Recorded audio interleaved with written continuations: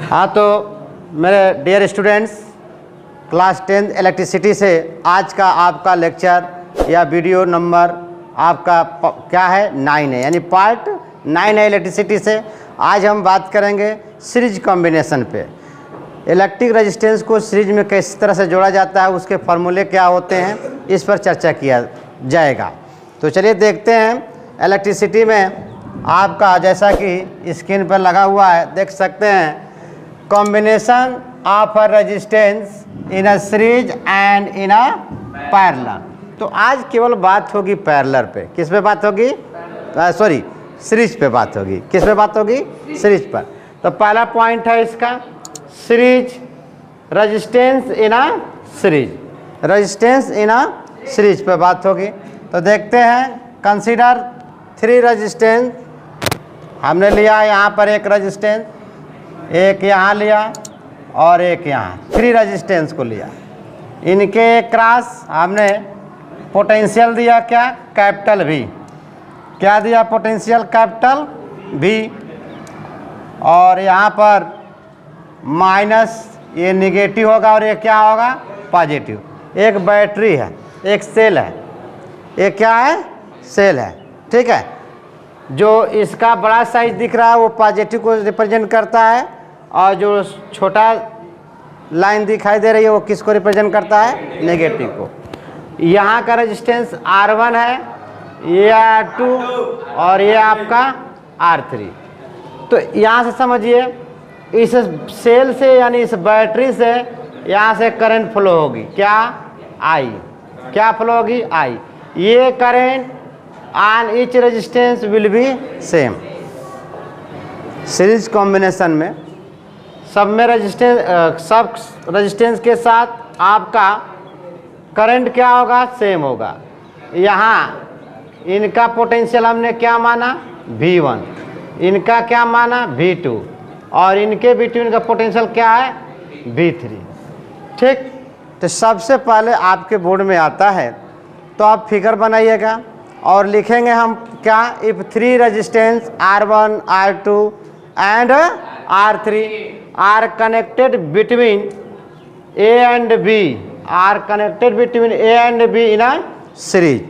जैसे कि देख सकते हैं, if 3 resistance R1, R2 and R3 are connected between A and B in a series and net potential difference capital V across A and B, A and B के ए cross net potential आपका क्या लगा हुआ है? Capital V लगा हुआ है।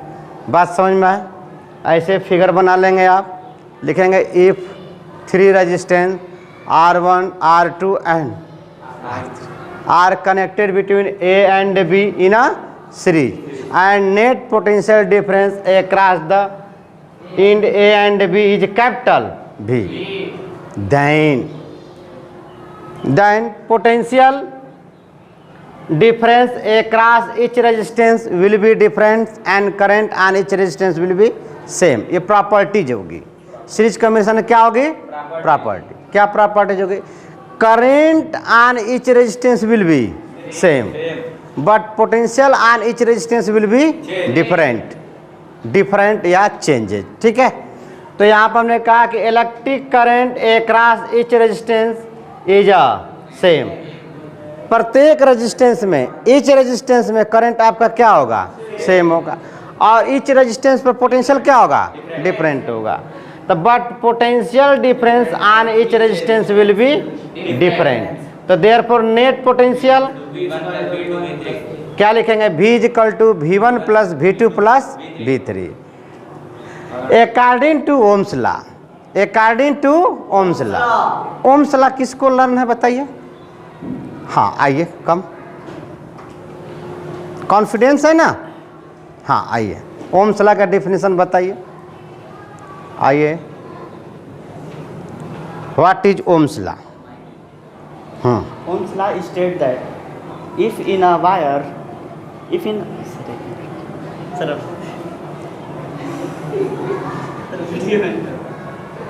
तो क्या हो गया? याद नहीं है तो बोलिए। आइए। Sir, if a current flowing through a conductor is directly proportional to the volt. Potential difference is known as Ohm's law. Is known as Ohm's law. और किसी को याद है? इलेक्ट्रिक करंट, हाँ आपको लर्न है। इलेक्ट्रिक करंट के बारे में किसने बात किया? ओम्स ने। क्या कहा इलेक्ट्रिक करंट का? और आई और भी में रिलेशन दिया, रिलेशन बिटवीन आई एंड भी।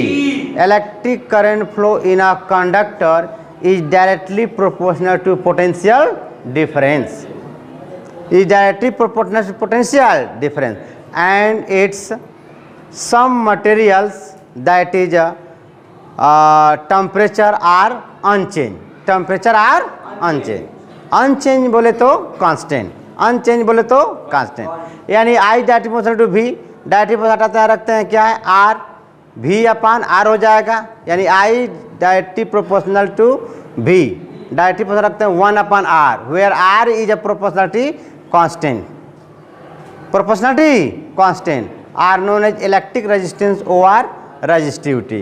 तो अकॉर्डिंग टू ओम्स लॉ, अब देखिएगा यहाँ पर, यहाँ का potential on resistance R1, potential क्या है? V1, on resistance R2, potential क्या है? V2, on resistance R3, potential क्या है? अच्छा, इसको और क्या कह सकते हैं? इसको और बोल सकते हैं हम terminal potential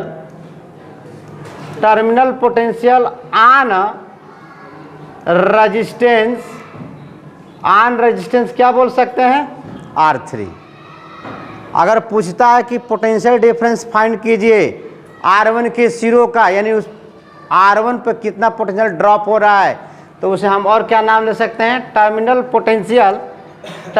potential on resistance R3। तो इसको क्या कहेंगे? Terminal potential on resistance R2, terminal potential on resistance R1। तो यहाँ पे देखिए V इज इक्वल टू आप लिख सकते हैं क्या? I into R। ये नेट रेजिस्टेंस है, ये नेट करंट है, नेट पोटेंशियल है। Similarly V1 is equal to I into R1, ठीक। V2 इज इक्वल टू क्या लिख सकते हैं? I into R2। V3 is equal to I into R3। अब समझिएगा यहाँ पर, अब यहाँ पर समझिए क्या करिएगा आप। ये देखिए, ये आपका V है और ये आपका क्या है? V1 है। ये आपका क्या है? V2। ये आपका क्या है? V3। तो सब्स्टिट्यूटिंग द वैल्यू, ओए होए, substituting the value V1, V2 and V3 in equation first, किसमें पुट करेंगे? Equation first. और क्या लिख सकते हैं? Putting the value V1, V2 and V3 in equation first, in equation first. तो देखिए यहाँ पर लिखा हुआ putting the value V1, V2 and V3 in equation first. तो यहाँ पर देखिए V के जगह पर क्या लिखेंगे? I इंटू R1 ही नहीं RS। लौके का इन्हें चश्मे चाहिए, दिखता नहीं तुमको? अच्छा, अब V1 is equal to I into R1 plus V2 is I into R2 plus I into R3। अब यहाँ पर देखिए I, ये हो गया नेट रेजिस्टेंस, ये क्या हो गया? अब I कॉमन ले सकते हैं, मिलेगा आपको R1 plus R3। Very good. I से I क्या हो जाएगा? I से I कैंसिल हो जाएगा। हाँ, RS को बोलेंगे नेट रेजिस्टेंस। क्या बोलेंगे? Net resistance. क्या मिला? R1 plus R2 plus R3। बात समझ में आया? बात समझ में आया? जब भी सीरीज कॉम्बिनेशन में रेजिस्टेंस आपको फाइंड करना हो तो आप बिल्कुल इजी वे से फाइंड कर सकते हैं। फिगर बनाएंगे, कहेंगे कि if 3 resistance R1, R2 and R3 are connected between A and B in a series, then net potential difference capital V across the end A and B। So that is, in this situation current on each resistance will be same, but potential on each resistance will be different. क्या होगा? Different. तो therefore net potential V is equal to V1 plus V2 plus V3 in equation first. यहाँ पर equation first बनाया। उसके बाद according to आओ ना, no no no no Ohm's law, according to Ohm's law V is equal to क्या होता है? I into R। तो V net potential, net current, net resistance. RS को क्या बोल रहे हैं? Net net resistance. तो यहाँ पर हो गया V1 is equal to I into R1, यहाँ V2 is equal to I into R2 और V3 is equal to I into R3। ये किसके अकॉर्डिंग रखा गया? ओम्स लॉ का। ठीक है ना? The current flowing in a conductor is directly proportional to potential difference, potential difference. ठीक, तो यहाँ से ये वैल्यू को हमने इक्वेशन फर्स्ट में क्या किया? सब्स्टिट्यूट किया, पुट किया मेरे डियर स्टूडेंट। तो यहाँ पर पुट किया गया इक्वेशन फर्स्ट में, तो वैल्यू आया RS equal to R1 plus R2 plus R3। अच्छा सुनिए, इस सिचुएशन मान लीजिए 2 है, ये कितना है आपका 4 है, और इसकी वैल्यू कितना है 6। तो यहाँ पर वैल्यू रखेंगे आप 6 प्लस 4 प्लस कितना 2, तो बोलिए 12 ओम आएगा कि नहीं? तो अच्छा बताइए इसमें सबसे वैल्यू किसकी ज़्यादा है? R1 की। सबसे ज़्यादा वैल्यू किस रेजिस्टेंस की? R1 की। आज जब हमने फार्मूला लगाया तो उससे भी ज़्यादा आया कि नहीं आया? तो एक प्रॉपर्टीज ये भी हो गया। क्या हो गया? कि in series combination of net resistance will be greater than greatest, greater than जो सबसे बड़का होगा ना उससे भी बड़का आएगा। बात समझ में आया? किस में? सीरीज में। किस में? यानी नेट रेजिस्टेंस